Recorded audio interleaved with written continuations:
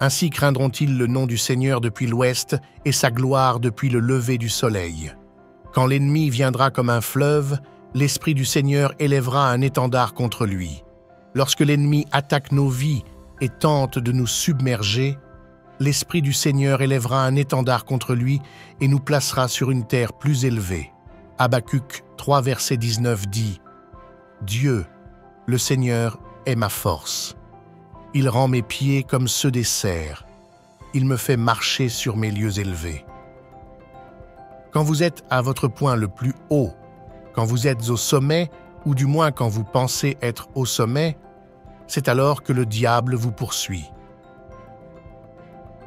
Et voici ce que la Bible dit à ce sujet dans 1 Corinthiens 10, verset 12, « Donc que celui qui pense être debout prenne garde de ne pas tomber. » La traduction amplifiée le formule ainsi, « Donc que celui qui pense être ferme, immunisé contre la tentation, trop confiant et auto-justifié, prenne soin de ne pas tomber dans le péché et la condamnation. » Ainsi, au moment où vous pensez être fort, ou que vous êtes quelque chose, ou que vous avez atteint la grandeur, c'est en fait votre moment le plus vulnérable.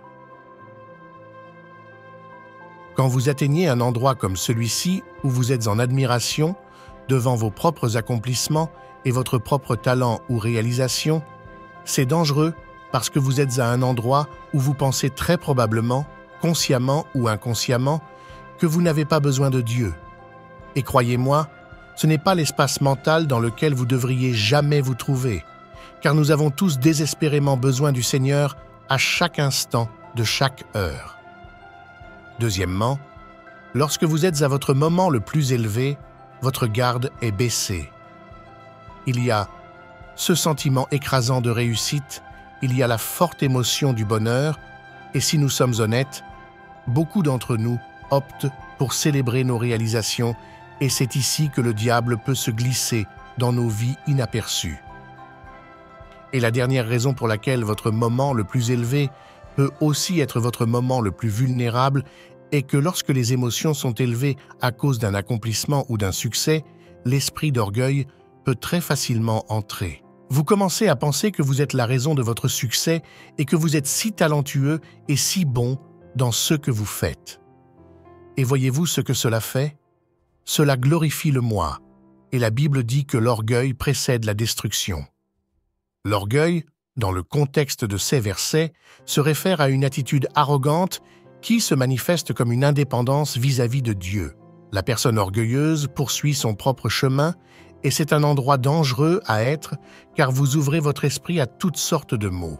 Et je pense que nous devons tous savoir que le diable ne joue pas équitablement, c'est un opportuniste.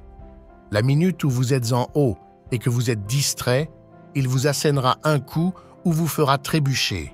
Ainsi, lorsque la Bible dit que si vous pensez être fermement debout, faites attention à ne pas tomber, elle dit vraiment d'être toujours alerte, toujours sur Dieu, ne soyez pas guidés par les émotions, car les émotions sont trompeuses.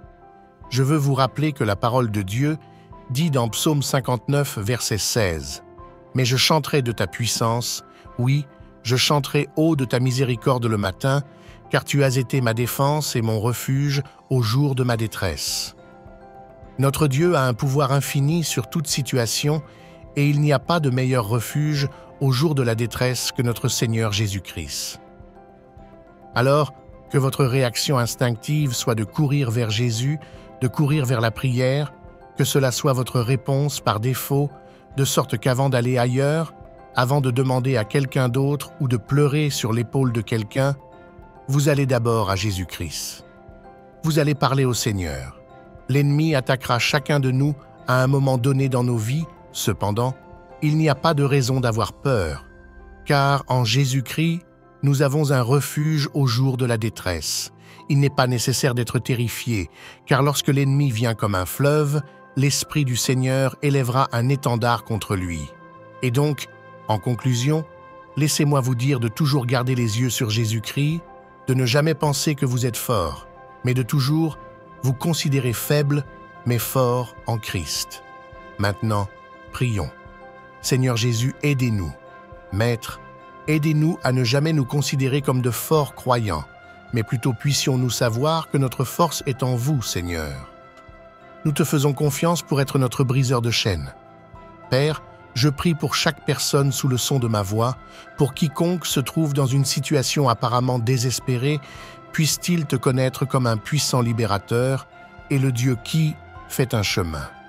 Seigneur, je prie pour ceux qui se sentent comme s'ils sombraient dans ce monde. Je prie pour qu'ils te trouvent comme un terrain stable, un fondement solide. Pour ceux qui cherchent et recherchent l'espoir à cause de leurs circonstances.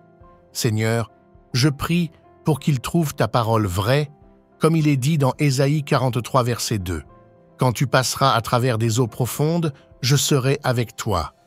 Quand tu passeras à travers des rivières de difficulté, tu ne te noieras pas. Quand tu marcheras à travers le feu de l'oppression, tu ne seras pas brûlé. Les flammes ne te consumeront pas. Aide-moi à t'adorer, pas seulement quand ma vie va bien, mais même dans mes luttes les plus profondes. Sois loué, Père, sois glorifié, mon Dieu. Au nom de Jésus, je prie. Amen. Ainsi craindront-ils le nom du Seigneur depuis l'ouest, et sa gloire depuis le lever du soleil. Quand l'ennemi viendra comme un fleuve, l'Esprit du Seigneur élèvera un étendard contre lui. Dieu, le Seigneur est ma force. Il rend mes pieds comme ceux des cerfs. Il me fait marcher sur mes lieux élevés. Donc, que celui qui pense être fermement debout, immunisé contre la tentation, trop confiant et auto-justifié, prenne soin de ne pas tomber dans le péché et la condamnation. Mais je chanterai de ta puissance, oui, je chanterai haut de ta miséricorde le matin, car tu as été ma défense et mon refuge au jour de ma détresse. Et ne donne pas l'occasion au diable de te conduire au péché en gardant rancune ou en entretenant la colère, la rancœur ou l'amertume.